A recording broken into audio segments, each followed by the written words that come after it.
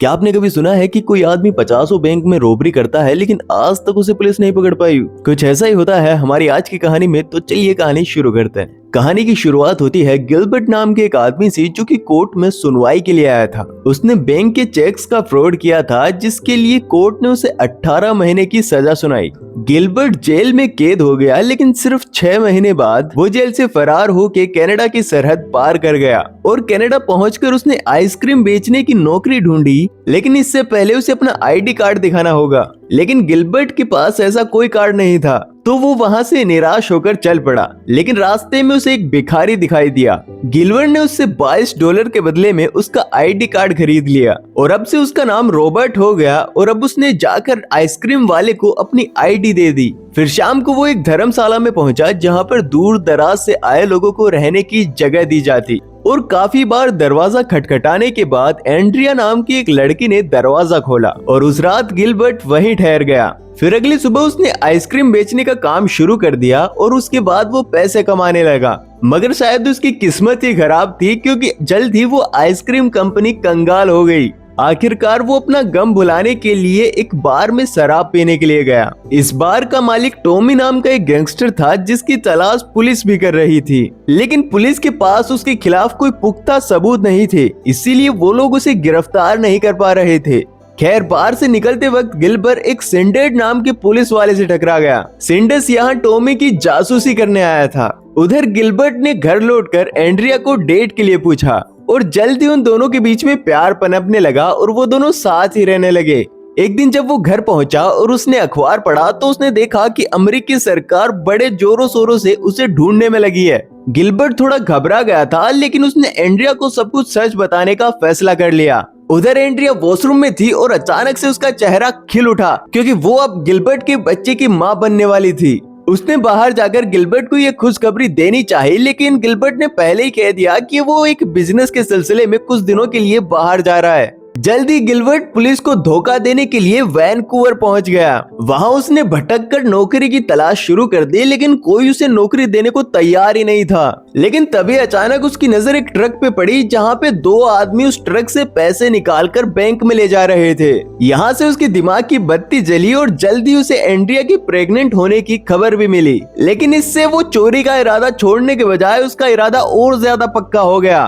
और अब Gilbert bank में घुस आया और उसने चारों ओर देखा और हर चीज को नोटिस किया। और इसके बाद वो खुद को एक्टर बताकर एक दुकान में घुसा और वहां पे वो कुछ भेस बदलने के कपड़े खरीदने लगा। और कुछ ही देर में वो एक सिक्योरिटी गार्ड का भेस बनाकर उस बैंक में घुस आया और बैंक मैनेजर के ऑफिस में जाकर वहां की सिक्योरिटी की बातें करने लगा। इसके बाद वो कैमरा कंट्रोल रूम में गया और सारी जानकारी इकट्ठा कर ली और साथ ही उसने सिलिकॉन स्किन से चेहरा बदलने की ट्रिक भी सीख ली और उन क्लासेस में से एक सिलिकॉन की नाक भी चुरा ली।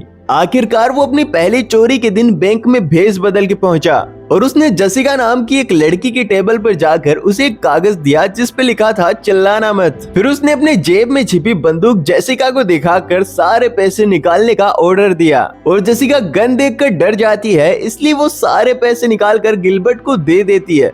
लेकिन अब प्रॉब्लम ये थी क्योंकि गिलबर्ट के पास उन पैसों को रखने के लिए कोई बैग नहीं था। लेकिन उसकी मदद करते हुए जेसिका ने अपने पर्स में पैसे डालकर उसे दे दिए। लेकिन तभी गिलबर्ट की नकली नाक उतरने लगी और उसका भांडा फूटने ही वाला था, लेकिन उसने मौका मिलते ही उसको वापस चिपका लिया। और जब उसने बैंक रॉबरी कर ली थी तो उसने उस दुकान पे जाके सारे कपड़े लौटा दिए थे और वो सारे पैसे एक सूटकेस में रख लिए। और चोरी करने के बाद वो वहां से भागकर एक एयरपोर्ट पहुंचा, लेकिन वहां पर एक नई मुसीबत आ खड़ी हुई क्योंकि वहां पे सभी के सूटकेस की एक्सरे जांच हो रही थी। तो गिलबर्ट को डर था कि कहीं उसके पैसे पकड़े ना जाएं। उसने सूटकेस से सारे पैसे निकालकर अपनी अंडरवेयर में छिपा लिए और वापस चेकिंग के लिए पहुंचा। लेकिन फिर उसे पता चला कि डोमेस्टिक फ्लाइट में तो एक्सरे चेकिंग होती नहीं। खैर, जब वो घर पहुंचा तो एंड्रिया बड़े ही प्यार से उसका इंतजार कर रही थी। वो अपने नए घर में पहुंचे जो कि गिलबर्ट ने कुछ समय पहले ही खरीदा था। मगर गिलबर्ट ने अभी तक एंड्रिया को अपनी सच्चाई के बारे में नहीं बताया,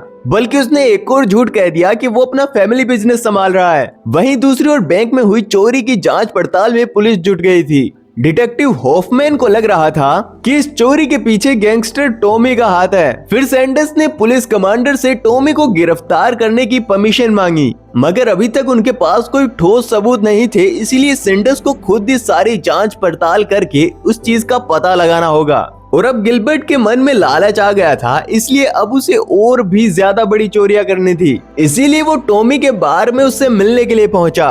और फिर गिलबर्ट ने सामने वाली बैंक की ओर इशारा करते हुए कहा कि वो 3 मिनट में उस बैंक में चोरी करके आ सकता है। फिर गिलबर्ट ने कहा कि अगर वो ये करने में कामयाब हो गया तो टॉमी उसे $10,000 का लोन देगा, जिसे गिलबर्ट को 5 महीने में चुकाना होगा। टॉमी राजी हो गया। फिर गिलबर्ट उस बैंक के सामने पहुंचा और थोड़ी ही देर में वो एक वर्कर का भेष बनाकर उस बैंक में घुस गया और उसने महज 3 मिनट में बैंक में चोरी कर बार के पिछले दरवाजे से बार में एंट्री ली। और उसे वहां देखकर टॉमी के तो होश ही उड़ गए थे।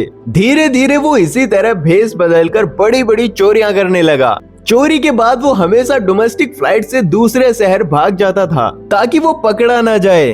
और इसी वजह से गिलबर्ट फ्लाइट बेंडेंट के नाम से मशहूर हो गया।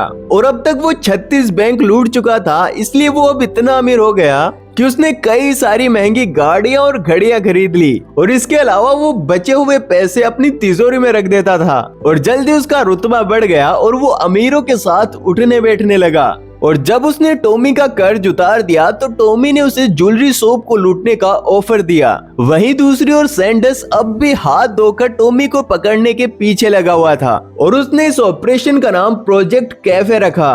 और अब उसकी टीम टॉमी की हर एक हरकत पे नजर रखने लगी कि वो कब और किससे मिलता है।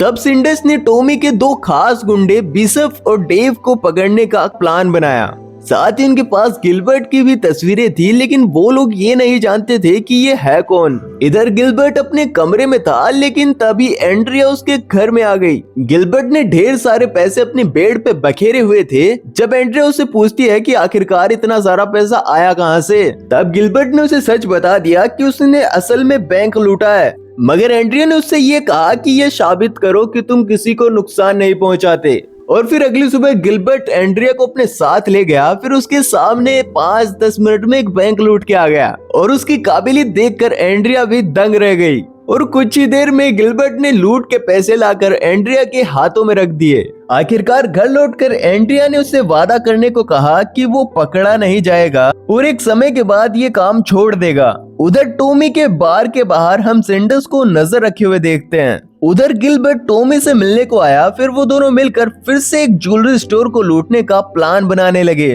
तब टॉमी ने बिशप को लूट के दौरान गिलबर्ट के साथ रहने का ऑर्डर दिया। कुछ देर बाद जब गिलबर्ट टॉयलेट गया तो सैंडर्स उसके पीछे आ गया और फिर उसने टॉमी को भी चेतावनी दे दी कि जल्द ही उसके खिलाफ अरेस्ट वारंट निकल जाएगा। फिर जब सैंडर्स ने गिलबर्ट को देखा तो उसे शक हो गया, क्योंकि गिलबर्ट के चेहरे पर अब भी थोड़ी सिलिकॉन लगी हुई थी। बाद में सैंडर्स ने सभी कॉस्ट्यूम स्टोर्स में फोन करके जांच शुरू कर दी। फिर रात को अचानक से सैंडर्स के पास पुलिस स्टेशन से एक इमरजेंसी कॉल आई। पुलिस ने एक आदमी को शराब पीकर गाड़ी चलाते हुए पकड़ा था। यह आदमी कोई और नहीं बल्कि टॉमी का खास गुंडा डेव था। आखिरकार उन्होंने डेव से गिलबर्ट का सारा सच उगलवा लिया। डेव ने उन्हें बताया कि गिलबर्ट अपनी पहचान बदलकर रॉबर्ट के नाम से जीने लगा और फ्लाइंग बेंडेंट कोई और नहीं बल्कि वही है। फिर डेव ने उन्हें ये भी बता दिया कि गिलबर्ट एक बहुत बड़ी लूट की तैयारी कर रहा है। ये जानकारी पाकर सैंडर्स तुरंत लूट की लोकेशन पे पहुंच गया।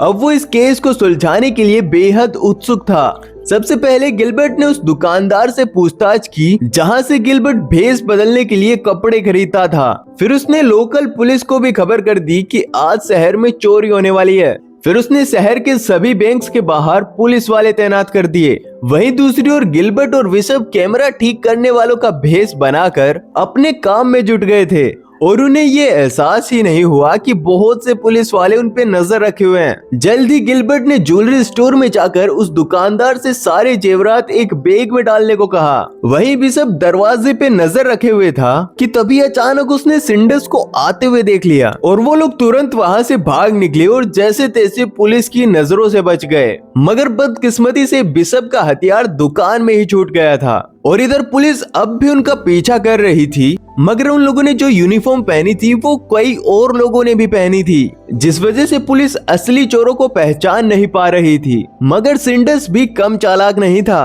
फिर उसने अचानक से फायर अलार्म चला दिया, जिससे मॉल के सभी लोग घबराकर भागने लगे। तभी उसने गिलबर्ट और बिशप को पहचान लिया और अपने आदमी को उनके पीछे भेज दिया। मगर अंत में वो दोनों सिंडस को चकमा देकर वहां से भागने में कामयाब रहे। बाद में गिलबर्ट ने एंड्रिया को फोन करके सारा सामान बांधने को कहा, क्योंकि वो आज ही यहाँ से निकलने वाले हैं। वहीं बिशप वापस टॉमी के बार में आ गया। वहीं जब गिलबर्ट घर पहुंचा तो उसने देखा कि एंड्रिया के पेट में अब दर्द शुरू हो गया था और अब किसी भी समय उनका बच्चा पैदा हो सकता है। गिलबर्ट बिना समय गवाए एंड्रिया को हॉस्पिटल ले गया, जहाँ पे एंड्रिया ने एक लड़के को जन्म दिया। वहीं दूसरी ओर पुलिस ने गिलबर्ट के घर छापा मारा, मगर वहाँ पे तो कोई रहता ही नहीं था, क्योंकि गिलबर्ट बड़ी ही चालाकी से टॉमी की मदद लेकर एक दूसरे घर में रहने लगा था। खैर, पुलिस दुकान में मिले उस हथियार की जांच में जुट गई। वहीं दूर गिलबर्ट कहीं अपने बच्चे का पालन पोषण कर रहा था और गिलबर्ट आजकल कुछ ज्यादा ही फरी था, तो एंड्रिया एक बार फिर से प्रेग्नेंट हो गई। फिर एक दिन अचानक से टॉमी गिलबर्ट से मिलने के लिए आया। उसने गिलबर्ट से आगे के प्लान के बारे में पूछा, क्योंकि वो फिर से गिलबर्ट से चोरी करवाना चाहता था। लेकिन गिलबर्ट ने ऐसा करने से मना कर दिया और फिर टॉमी के जाने के बाद उसने अपने जमा किए हुए पैसे देखे। उनके पैसे लगभग खत्म होने वाले थे, लेकिन फिर भी एंड्रिया ने उसे दोबारा चोरी करने की इजाजत नहीं दी। मगर अगली सुबह जब एंड्रिया सो रही थी तो गिलबर्ट एक खत में अपना पता लिखकर वहां से चला गया। और जब एंड्रिया की आंख खुली तो उसे एहसास हुआ कि अब गिलबर्ट जा चुका है। तभी फोन की घंटी बजी और एंड्रिया ने फोन उठाया तो सिंडस ने उससे गिलबर्ट का पता पूछा। तब एंड्रिया ने कहा कि वो तो घर पे है ही नहीं। तभी सिंडस ने सभी एयरपोर्ट्स पे फोन करके पूछताछ की, लेकिन कोई फायदा नहीं हुआ। लेकिन तभी इत्तेफाक से उसने पेपर में एक और एयरलाइंस की एड देखी जो कि उनसे छूट रहा था। अब उनकी टीम तुरंत उन एयरलाइंस की फ्लाइट की जांच में जुट गई। उधर गिलबर्ट एक होटल रूम में अपने अगले प्लान की तैयारी कर रहा था और तभी उसे एंड्रिया का फोन आ गया। गिलबर्ट ने एक बार फिर से उसे झूठ कह दिया और एंड्रिया को 5 बजे एयरपोर्ट पे आने को कहा। और इसके बाद उसने पहले की तरह भेस बदलकर एक बैंक लूटा और अपना पूरा बैग पैसों से भर के बाहर आ गया। फिर उसने देखा कि उसके जैसे कपड़े पहने कई लोग बैंक में मौजूद थे। इस वजह से पुलिस वालों ने किसी और को ही गिरफ्तार कर लिया और गिलबर्ट मौके का फायदा उठाकर वहां से बाहर आ गया। उसने टैक्सी को आवाज दी, मगर वहाँ पे कोई टैक्सी थी ही नहीं। असल में पुलिस ने टैक्सीज को दूसरे इलाके में भेज दिया था। तभी गिलबर्ट की नजर ऑन सेल कार पे पड़ी और वो वहाँ से वो गाड़ी खरीद के निकल पड़ा। जल्दी सिंडस ने बैंक पे पहुंचकर सबको गिलबर्ट की तस्वीर दिखाई। तभी एक पुलिस वाले ने कहा कि उसने गिलबर्ट को एक गाड़ी में भागते हुए देखा था। उधर गिलबर्ट एयरपोर्ट पे चेक इन करा के आगे बढ़ गया, मगर तब तक एयरपोर्ट पे गिलबर्ट की फरार होने की खबर पहुंच चुकी थी। एयरपोर्ट वालों ने तुरंत सिंडस को खबर कर दी और सिंडस ने तुरंत गिलबर्ट की फ्लाइट को रोकने को कहा। पर होफमैन ने कहा कि इससे बढ़िया तो ये है कि वो फ्लाइट लैंड होते ही उसे पकड़ लें और इसके बाद वो हेलीकॉप्टर से गिलबर्ट का पीछा करने के लिए निकल पड़े। उधर जब गिलबर्ट फ्लाइट से बाहर आया तो एंड्रिया उसे लेने के लिए आई। तभी अचानक पुलिस की गाड़ियों ने उन्हें चारों ओर से घेर लिया। जल्द ही गिलबर्ट को गिरफ्तार कर लिया और सिंडस ने उससे पूछताछ की। एंड्रिया को गिलबर्ट पे बहुत गुस्सा आ रहा था, क्योंकि उसने मना करने के बावजूद भी चोरी की। और जब उसे पता चला कि वो तो गिलबर्ट का असली नाम भी नहीं जानती, तो उसने उससे तलाक ले लिया। बाद में टॉमी गिलबर्ट से मिलने के लिए आया और उसने कहा कि उसने ही गिलबर्ट के खिलाफ पुलिस को गवाही दी है। आखिरकार गिलबर्ट को 59 बैंक्स लूटने के जुर्म में 20 साल की सजा सुनाई गई। तो क्या फिर गिलबर्ट को सही सजा मिली, या तुम लोग भी मेरी तरह ये सोच रहे थे कि ये बच के निकल जाए? बस कमेंट्स में जरूर बताना। और इसी के साथ कहानी का एंड हो जाता है। अगर आपको वीडियो पसंद आया हो तो लाइक कर दो, चैनल पर नए हो तो सब्सक्राइब कर दो। मिलते हैं अगले वीडियो में और यहाँ पे है गुड वाइब्स ओनली।